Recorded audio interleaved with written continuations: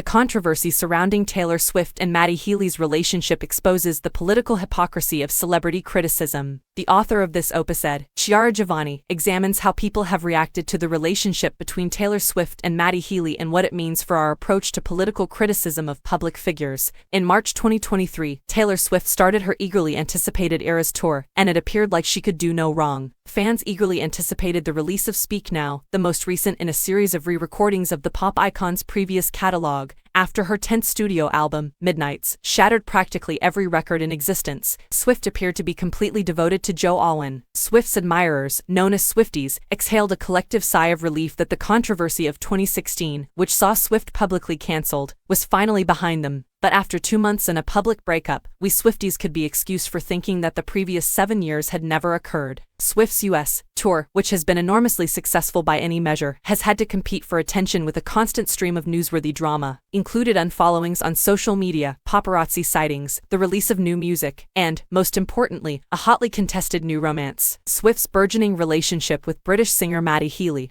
who Gia Tolentino recently referred to as something of a test case for the digital panopticon and its reaction cycle, has also been plagued by Healy's own attention-grabbing antics in addition to suspicions of Swift's adultery. Both devoted and casual Swifties have expressed strong opposition to the 1975 frontman's history of controversial conduct, which ranges from co-signing, laughing along with, and then apologizing for racist statements against rapper Ice Spice to making jokes about watching torture porn featuring black women. With Swift's strategically timed release of a remix with Ice Spice and the rapper's unexpected performance on stage with Swift in New Jersey this past weekend, the commotion has only intensified. This has all been criticized as a blatant attempt at damage control for the controversy. Healy himself admits to purposefully baiting people, so the outrage cycle's motions are, in turn, fairly predictable. Social media platforms have been inundated with screenshots of Healy's actions and criticisms of Swift's white feminism. Fervent followers have started a campaign to persuade their idol to engage in genuine self-reflection, and even group chats I'm tangentially in are rife with disgruntled.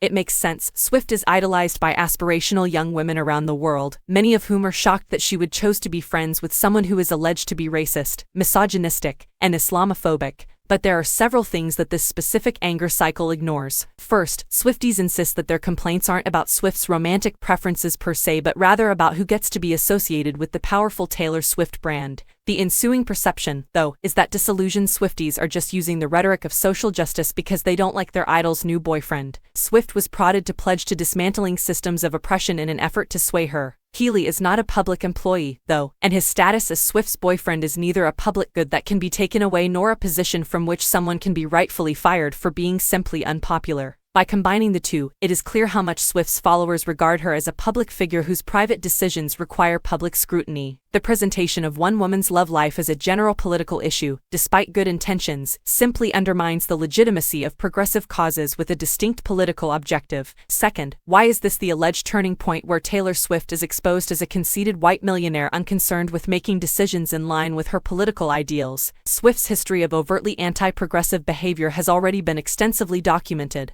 We may examine her heavy reliance on the number 13 private plane, which, despite occasional loans, nevertheless places her in the exclusive club of individuals who collectively account for more than 50% of the world's aviation emissions, which are a serious environmental danger. As an alternative, we could think of her team's marketing techniques that might seem to take advantage of ardent supporters. Swifties were urged to buy 4 copies of the Midnights LP in various colors last fall, as well as a $49 set of shelves and brass clock centerpiece, in order to create a clock face. Many did this in the hopes of receiving a boost when trying to get tour tickets. Earlier than last week, by releasing 2 additional copies of the album, each of which featured a different, highly sought-after tune, and one of which was only accessible for 24 hours, Swift played on fans' aspirations to have access to her entire repertoire. In addition to the music itself, recent accounts described disgruntled concertgoers who waited hours in line only to have their $65 Eras Tour hoodies fade after one wash. Swift is on course to become a billionaire very soon given her projected net worth of over $500 million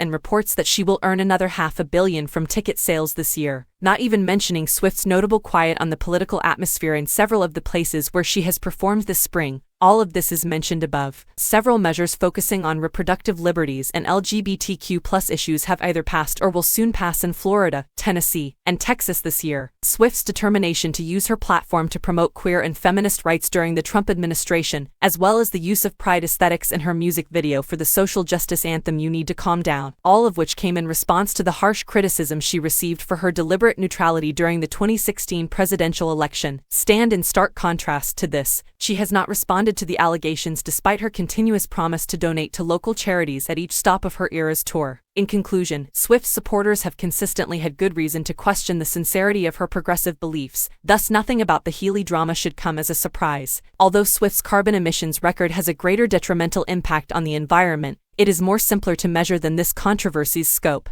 Why is it that my friend's fury and calls for boycotts are sparked by being seen in public with Matty Healy of all people?